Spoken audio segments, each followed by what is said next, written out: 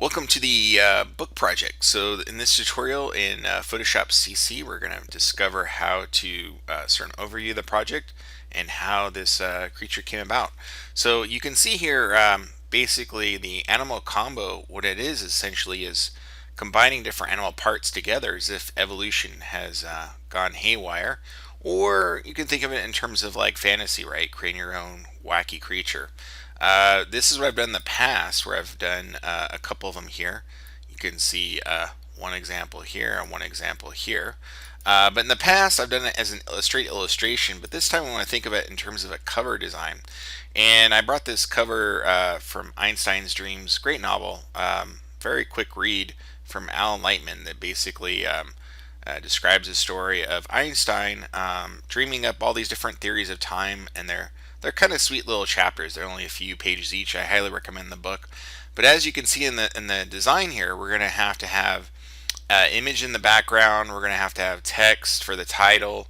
We're going to have perhaps the author, which could be a made-up author, and possibly some sort of quote. You can see here in the New York Times quote here at the bottom would be great. But that's the whole idea.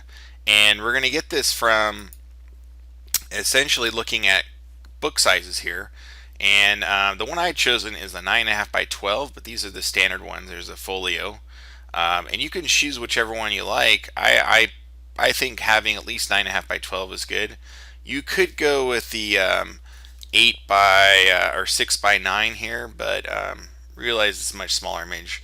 I think the 9.5 by 12 is a good starting point. So in my entitled image here, that's essentially what this is. If I go to image size, I have 9.5 by 12 by 300.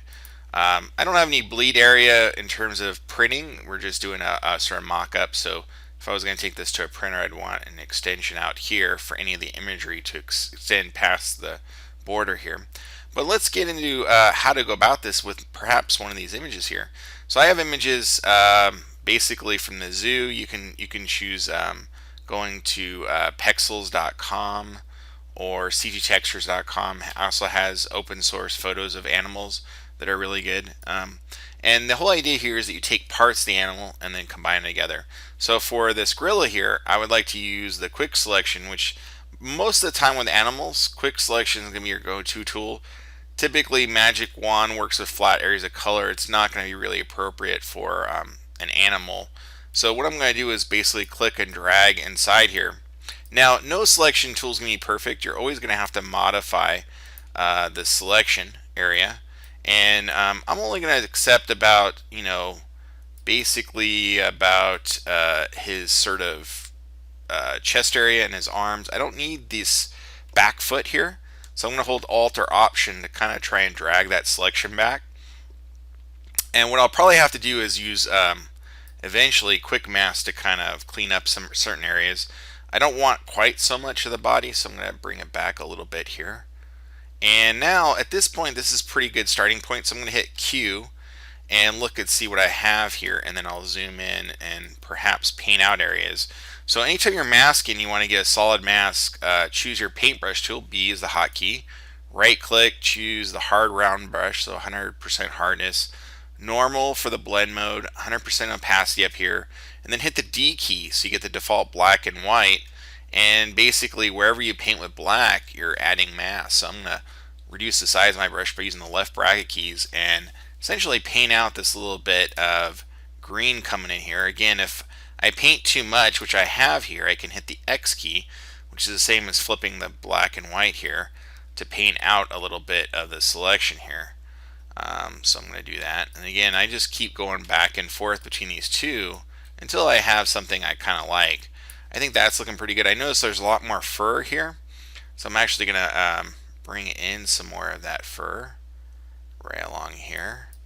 It looks like I could get rid of this a little bit here. So again, just hitting the X key, kind of paint along here. And there's a little extra junk right here. Now, the grass is going to be an issue. We're going to have to clone it out.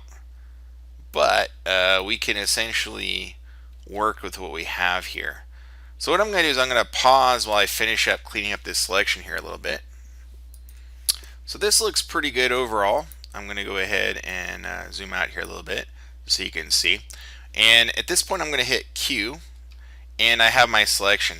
Now I notice here I had some levels and some other things going on here in this image. So what I want to do actually before I do anything here is I actually want to flatten this image. So I'm going to double click, click OK, and then I'm going to shift select all of these and right click and merge layers. So this is whole one layer now. And while this is still selected, I'm going to click on the mask icon here, and that will create a mask. Now typically with animals you want the fur to show up, and you can see here I have kind of hard edge selection. To modify that, double click on the mask and open up in the properties tab the select and mask option, which open up a whole new window, and you can select a different type of background to look on. You can look on it black and white, you can switch on white, for example. I mean, pretty much you can select different ones to look at, so it doesn't really matter which one you choose, it's up to you. But the main one to deal with fur here is checking this little box where it says Smart Radius, and then increasing this radius amount. And what you'll start to see, I'm going to zoom in here by hitting Control plus a couple of times, you'll start to see that the fur will start to come out. And you can start to see it really happen once I start cranking up this value here. Now if I go too far, what will happen is it'll start reducing some of the areas. But look how wonderful it is now. It's got lots of character. The fur seems to be coming out everywhere. That's really tough to do. That might be a little bit too much. I could probably reduce that amount just a tiny bit here. And you can play around some of the other options here, but typically you don't want to smooth or feather. You can increase the contrast a little bit, which will give you a little bit crisper edge with that fur, which is kind of nice. I typically like to do that. The other thing I don't want to mess with usually is the shift edge option. What that'll do is it'll shift out my selection, and I was pretty happy with it. So at this point I'll just click OK. Again, all I did was pretty much adjust the radius with the Smart Radius checked, and then increase the contrast a little bit and click OK. Now you'll see that the mask has updated, and look how cool that looks. So I may want to paint out certain areas and clean it up. So I'm in the mask here, and basically what I can do is just paint out this extra junk out here, because this will typically happen with fur, is that you'll kind of add to your selection here, and you got to be careful not to get the little bits that you liked, but you know, you can definitely clean up these areas and have a better selection. So overall that looks pretty good. At this point I would perhaps add a new layer, and I would work on cloning out this this grass here, unless some reason I wanted to use it. So I might even clean up the hands just a tiny smidgen. Looks like there's some extra stuff that sort of appeared here that I can kind of clean up just by painting around a little bit.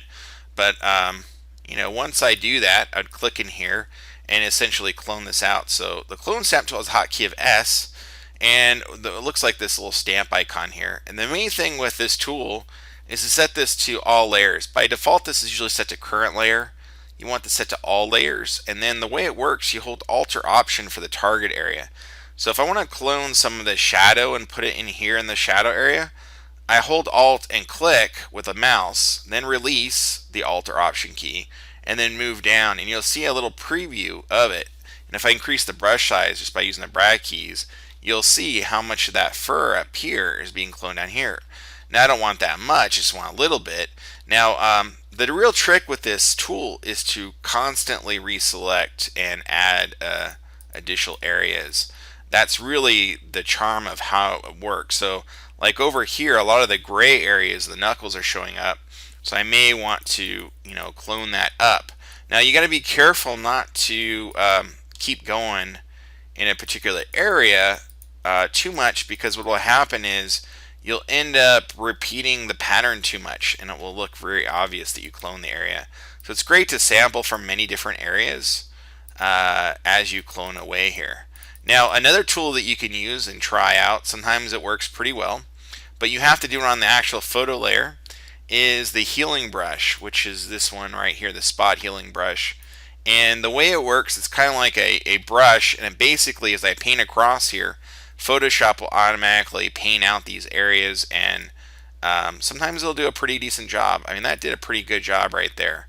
So since these blades of grass are so thin, I can use the automatic features of Photoshop to kind of paint them out very quick and easy. And Photoshop will try its best to calculate pixels around, and it's sort of an automatic clone stamp tool. Typically, what I like to do is do this and then do some clone stamp by hand on my own afterwards if I need to.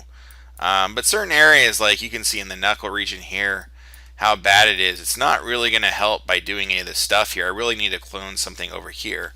So again, hitting the S key and then holding on Alt or Option and selecting that area is going to be the best fit for this image as I clone some more of that texture there. And maybe hold Alt or Option and click here. It just needs to be painted out there, and I'm actually on the wrong layer. I just realized I'm actually doing a destructive process by doing on the photo, but I was doing that with the healing brush too, so just realize that. So yeah, so have fun working on this project. Once you have the image kind of way you want, what I could do is group these by hitting Control G after I select both, and then right click, duplicate group, and send this over to the untitled document.